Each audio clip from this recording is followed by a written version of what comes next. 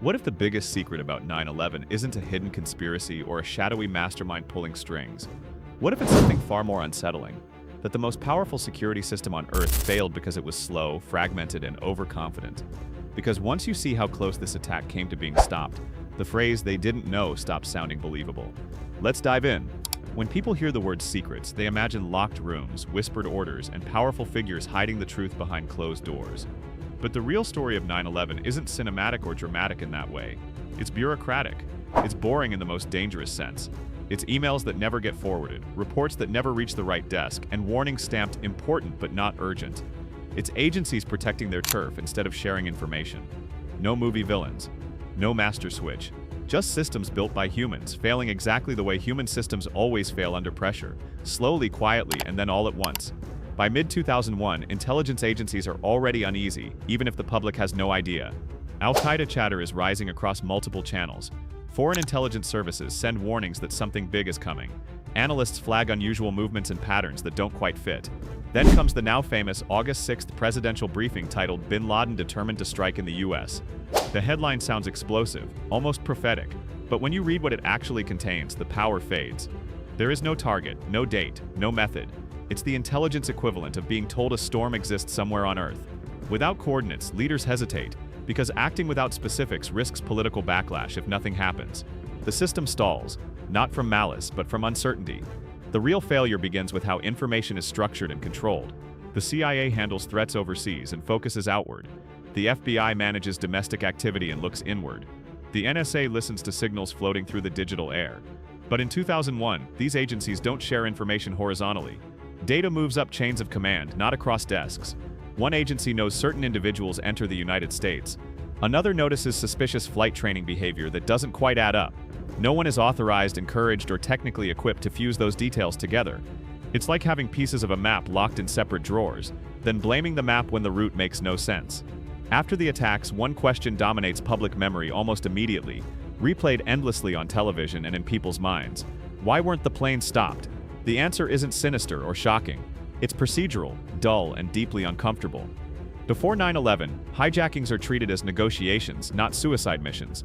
The assumption is always that passengers are leverage, not weapons. Protocols are built around talking, delaying, and landing safely. NORAD is designed to watch borders, not internal airspace. Fighter jets are positioned for Cold War threats, not domestic emergencies. When alarms go off that morning, confusion spreads faster than orders can be issued. By the time decision makers understand what's happening, the clock has already run out. The system isn't asleep. It's simply reacting to something it was never designed to imagine, let alone stop. Then there's the Saudi question, the most sensitive issue that still hasn't fully settled even decades later. 15 of the 19 hijackers are Saudi nationals, a fact that alone fuels suspicion, anger, and political tension. What changes the conversation isn't internet speculation or viral videos, but declassified documents and sworn court filings. The release of the 28 pages and subsequent lawsuits reveal possible connections between certain Saudi individuals and the hijackers, including financial and logistical support networks. None of it proves a coordinated Saudi government plot. That distinction matters, but it does reveal gaps, negligence, and unanswered questions that never fully close. Accountability feels partial, not complete. That's why the issue refuses to die, resurfacing again and again in courtrooms long after the smoke clears and the headlines move on. As the towers fall, another narrative begins to take root almost immediately, spreading faster than official explanations can catch up. Controlled demolition. It sounds convincing because the collapse looks unnatural to untrained eyes. The speed feels wrong, the symmetry feels wrong, the shock overwhelms logic, but structural engineers point to impact damage, prolonged fires, and the gradual loss of steel strength under extreme heat. Steel doesn't need to melt to fail, it only needs to weaken enough for gravity to do the rest. Once key supports give way, collapse accelerates rapidly.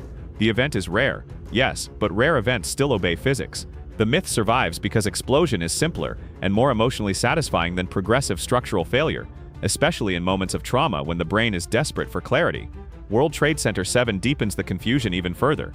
No plane hits it, it collapses hours later, long after most people think the danger is over. For many viewers, that alone feels suspicious by default, especially when clips are replayed without context. Investigations later conclude that uncontrolled fires burn for hours inside the building, weakening critical supports until internal columns fail and the structure gives way. It's an engineering failure, not a magic trick, and not an explosion disguised as one. But nuance doesn't travel well online, especially when shock is more emotionally satisfying. A simple explanation, even a wrong one, spreads faster than a complicated truth. And once a narrative locks in emotionally, it stops being a theory and starts feeling like certainty, making it extremely resistant to correction. One of the least discussed truths is how many warnings exist before the attack actually happens, and how quietly they pile up. Intelligence services from multiple countries issue alerts in the months leading up to 9/11, each one incomplete but unsettling. Germany flags suspicious travel patterns. Russia warns of an imminent strike involving aircraft. Jordan passes along concerns tied to extremist networks. Even sources connected to Afghanistan signal danger. The problem isn't that warnings don't exist, it's that they arrive fragmented, vague, and uncoordinated, like pieces of a puzzle delivered without the picture on the box. When alerts come constantly without clear instructions, decision-makers develop warning fatigue. The system becomes numb to urgency. And when the one warning that truly matters finally arrives, it doesn't trigger action. It dissolves into the background noise like just another unread message. This is where psychology enters the story and complicates everything. Trauma demands meaning, and the human mind refuses to accept randomness at this scale. A disaster this large feels like it must have intention behind it. People want clean villains, secret rooms, and carefully laid plans because chaos feels terrifying. A conspiracy suggests control, intention, and design, even if that design is evil. Reality suggests fragility, coincidence, and error. That's harder to live with, and many people would rather believe in an invisible hand pulling strings than accept that complex systems can collapse through ordinary human mistakes. Conspiracies don't just explain events. They comfort people emotionally by replacing uncertainty with certainty, even when that certainty is false. After 9/11, changes do happen, even if they're imperfect and controversial. Data sharing improves between agencies that once treated information like personal property. Intelligence fusion centers are created to break down silos that previously blocked critical connections. Airport security becomes permanent, invasive, and unavoidable. The travel experience is transformed forever. For all the criticism, another hijacking on that scale doesn't occur. That isn't luck, it's adaptation. Costly, politically messy, and deeply flawed, but real. The system learns the way large systems usually do, slowly, painfully, and only after consequences force change instead of encouraging it. The real secret of 9/11 isn't that someone hid the truth perfectly behind closed doors or erased evidence in the shadows. It's that the truth is messy, uncomfortable, and deeply unsatisfying. The attacks expose how fragile modern systems really are, how overconfidence quietly replaces preparation, and how authority often masks confusion instead of competence. That reality is more disturbing than any conspiracy theory, because it means there is no final villain to defeat.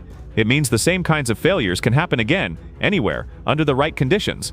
And once you understand that, it becomes far harder to ignore than any secret plot ever could be. So here's the mic drop. If you think 9/11 happened because they're all evil geniuses, you're giving the system way too much credit. The real danger isn't secrecy, it's incompetence wrapped in authority, and people who mistake confidence for intelligence. History doesn't repeat itself because of hidden plots. It repeats because people refuse to understand how systems actually fail. If you want to be smarter every day, like and subscribe.